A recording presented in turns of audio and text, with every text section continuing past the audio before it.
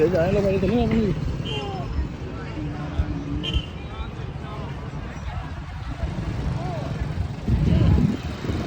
Ocean में डाल रखा है ओशन व्यू।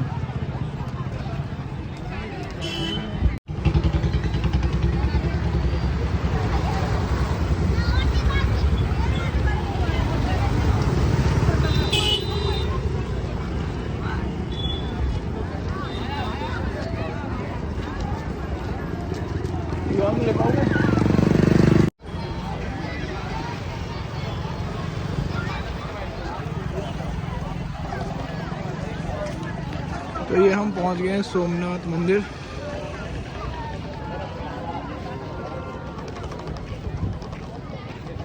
यहाँ से देख रहा है दूर से बहुत ही सुंदर रोशनी हो रखी है।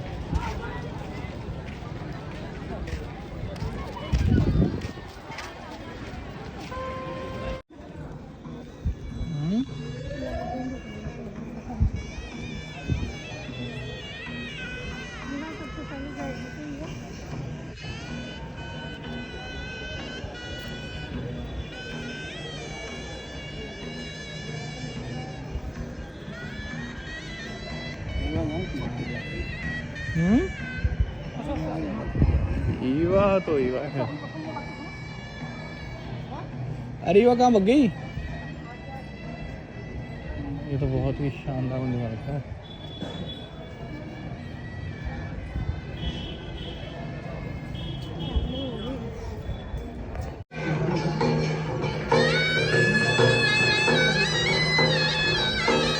अरे गलत है ना, घुस गए मैंने अपन।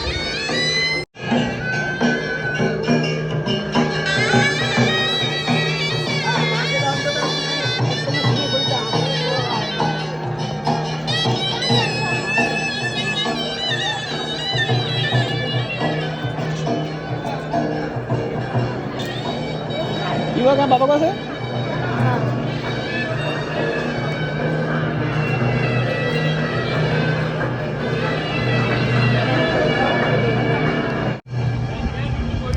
लाइव शो रिकॉर्ड करेंगे, लाइव शो।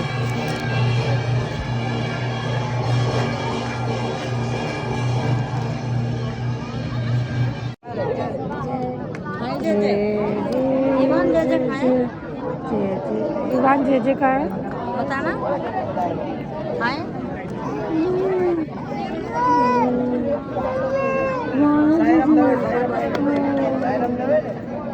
जी का है जी जी करो जी जी।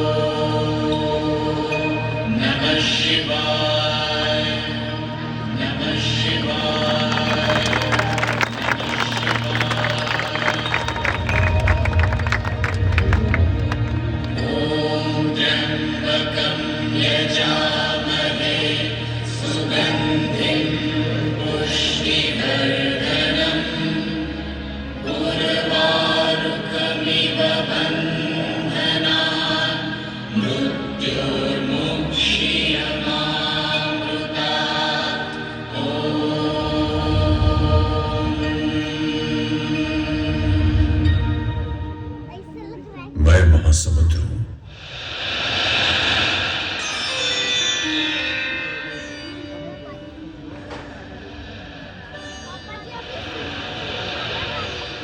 पश्चिम भारत के किनारे गरजता हुआ महादेव सोमनाथ और महातीर्थ प्रभास के साथ न जाने कितने युगों को देखता आ रहा हूं। इस पवित्र भूमि में स्थित सोमनाथ का इतिहास आज आपको सुना रहा हूं। स्कंद पुराण हमें इस तीर्थ स्थान के आरंभ की कहानी बताता है। वडवानर जैसी तप्त अग्निशिखा के साथ जब ब्रह्मा की पुत्री श्री सरस्वती यहां पर आई तो हिरण्य, वज्र, न्यंकु और कपिल नाम के 4 तपस्वियों ने उनका स्वागत किया। सरस्वती यहां 5 धाराओं में प्रकट हुई और वडवानर को मैंने महासमुद्र ने अपने अंदर समा लिया।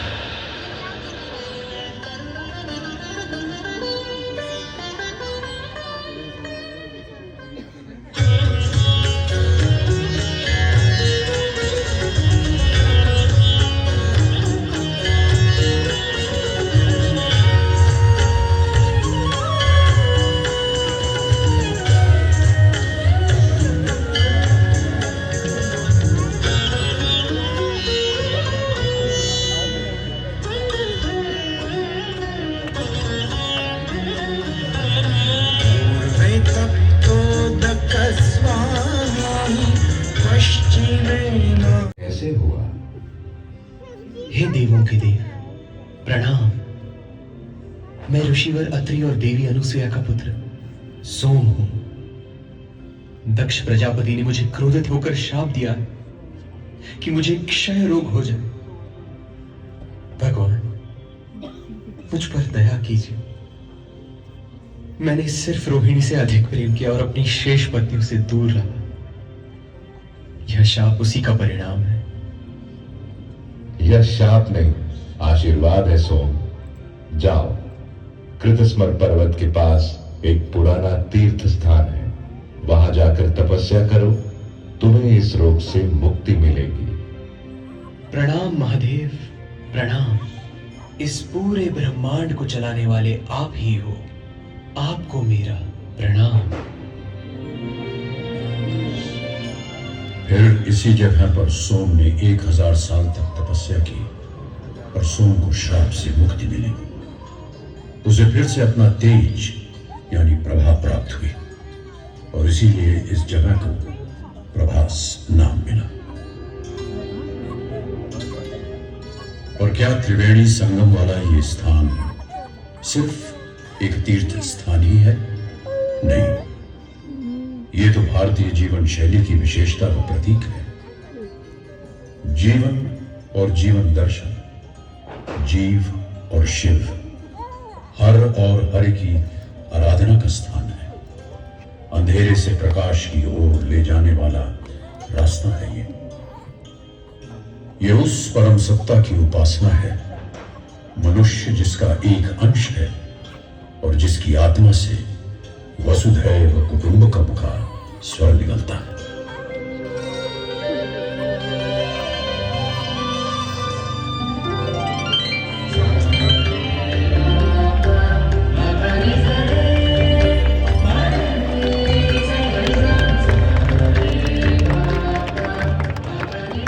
करोड़ 99,25,100 से ज्यादा वर्ष हो गए उस बात को।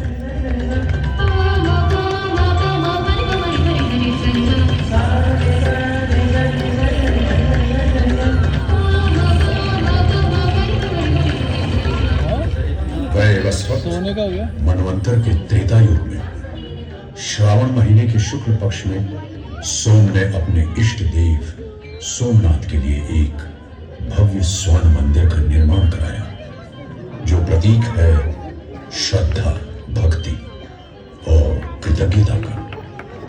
सोमनाथ ज्योतिर्लिंग महादेव के 12 ज्योतिर्लिंगों में सर्वप्रथम माना जाता है। भगवान शिव के 12 ज्योतिर्लिंग हैं।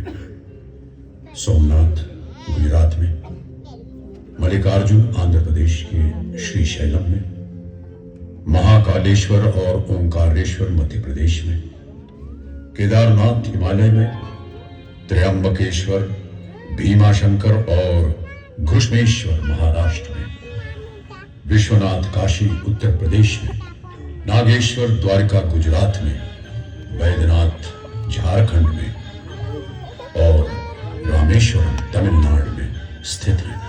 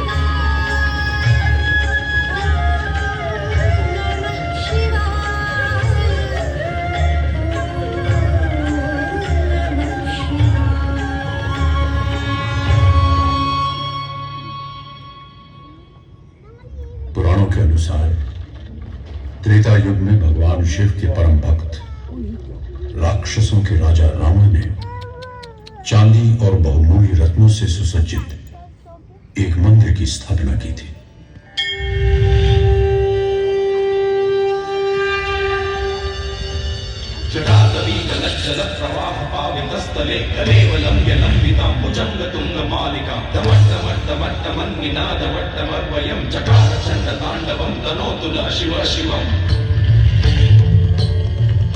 जटाप्रभासमप्रमप्रमं निलिम्बनिर्जरी विलोलवीचिवल्लरी विराजमानमूर्धनि गगद्गगद्गज्ज्वलल्ललाटपट्टपावके किशोरचन्द्रशेखरे रति प्रदीक्षणम् नंदनी विलासबंधु बंधुरस्फुरस्तिगंतसंतति प्रमोदमानमानसे विवाहकटाक्ष धोरणी निरुद्ध दुर्धरापति प्रतिदिगंबरे मनो विनोदमेतु अस्मि।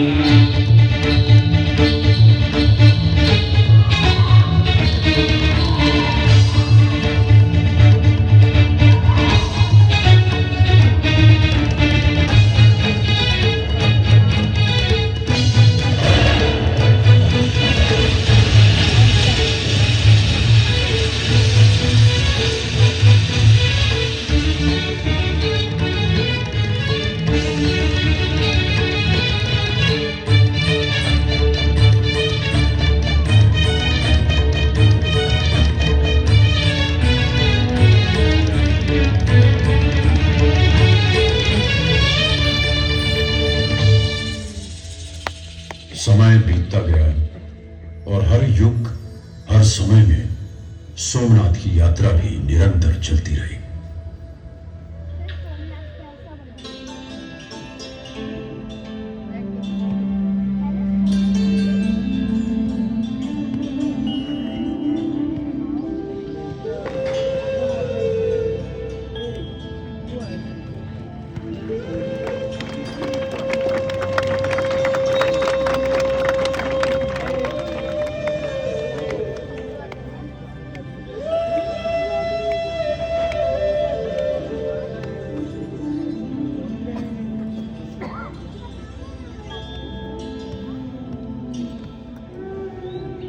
सुना आपने श्री कृष्ण की बंसी का स्वर। यही हिरण्य नदी के किनारे जरा नाम के पारधी ने श्री कृष्ण को बाण मारा और यहीं पर श्री कृष्ण ने अपना देह त्याग किया। पर वो तो श्री कृष्ण की बस लीला थी। कृष्ण तो स्वयं मृत्युंजय हैं, उन्हें कोई मार नहीं सकता। उनके जीवन का संदेश भी तो यही है, आत्मा अजेय है, अमर है, वो कभी नहीं मरती। राधा के प्रेम में समर्पित हो जाने वाले, सुदर्शन चक्र उठाने वाले और कुरुक्षेत्र में गीता का प्रबोधन करने वाले, सत्य, प्रेम, भक्ति और शक्ति के पुजारी श्री कृष्ण महाभारत युग ईसा पूर्व 3102 में चैत्री शुक्ल प्रतिपदा की दोपहर 2:27 में इसी जगह अपने मानव शरीर को छोड़कर चले गए। हरि और हर के मिलन की ये एक अद्भुत कहानी है।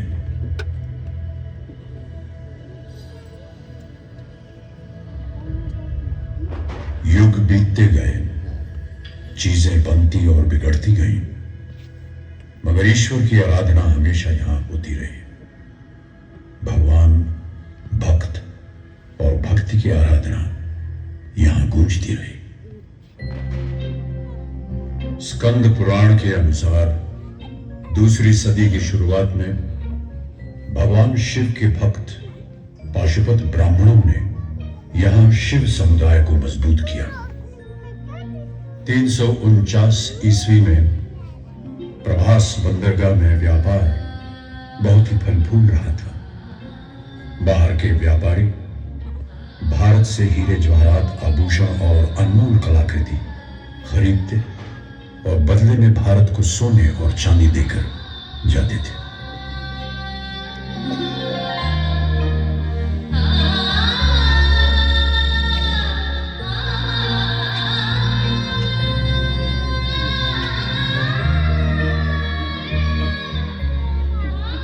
मंदिरों में बजती घंटियां, मंत्रों के स्वर और बाजार में सोने के सिक्के की खनखनाती आवाजों के बीच मैं इस वैभव को निहारता रहता।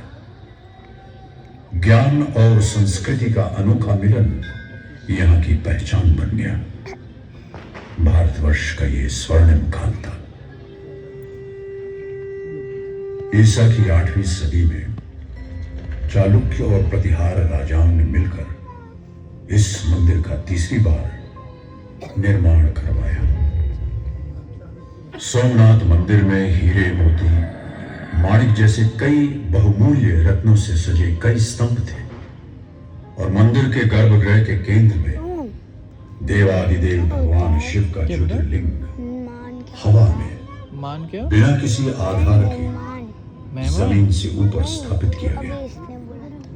वो अभी यह अद्भुत दृश्य देखकर सभी लोग आश्चर्यचकित हो जाते थे। उसको तोड़कर मंदिर में 1 टन से भी अधिक वजनी सोने की घंटी सोने की भारी जंजीरों से बजाई जाती थी। हजारों पंडित मंत्रोच्चार करते थे।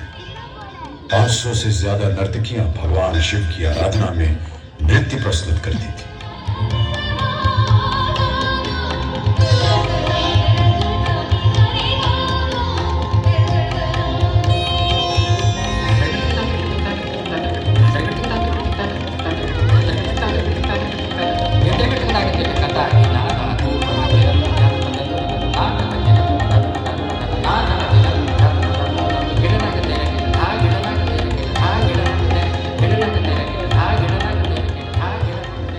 संदल और कपूर से वातावरण सुगंधित बना रहता था। उस पर भगवान सोमनाथ का सजा हुआ चमत्कारिक स्वरूप मानो धरती और स्वर्ग का संगम स्थल हो। भारत के अलग अलग जगहों से राजा, महाराजा, साधु, ज्ञानी, तपस्वी और भक्त यहां आकर भगवान सोमनाथ के चरणों में अपनी भेंट चढ़ाते थे। गुर्जर प्रतिहार राजवी नागभट्ट ने मंदिर की मरम्मत करवाकर इस पुण्य तीर्थ को फिर स्थापित किया और सोमनाथ की आराधना की। इसी समय सिंध के उस पार एक छोटे से कस्बे गजनी में महमूद तैयारी कर रहा था एक और आक्रमण की।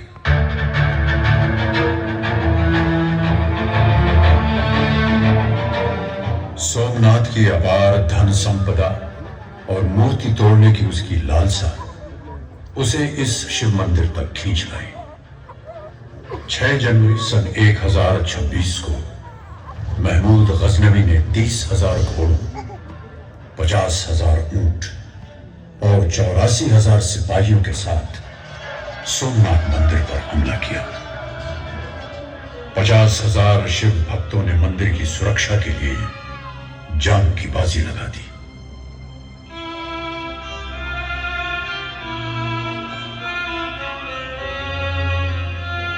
क्रूर महमूद गजनवी की लालसा कम नहीं हुई। वह सोने, चांदी, रत्न भंडारों और आभूषणों को हजारों हाथियों और ऊंटों पर लाद कर ले गया। नहीं लूट पाया सोमनाथ की महिमा और उसकी सांस्कृतिक धरोहर, जो हमारी सबसे बड़ी संपत्ति है।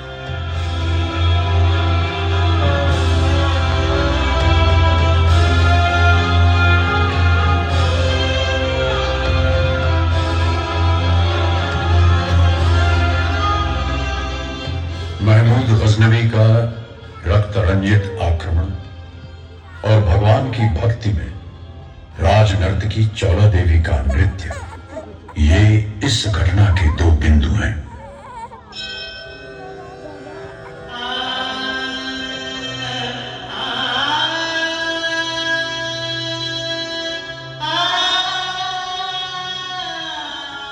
महारानी चौला देवी एक नर्तकी थी जो अपने नृत्य से नटेश्वर की पूजा करती थी। महाराज भीमदेव से उनका विवाह हुआ और वो महारानी चौला देवी को अपने महल ले गए। पर महारानी चौला अपने देव के दर्शन और सेवा के बिना नहीं रह सकती थी। इसलिए वो राजमहलों का सुख छोड़कर फिर से भगवान सोमनाथ की सेवा में लौट गई। उन्हीं के चरणों में नृत्य किया, वही उनका अंतिम नृत्य था।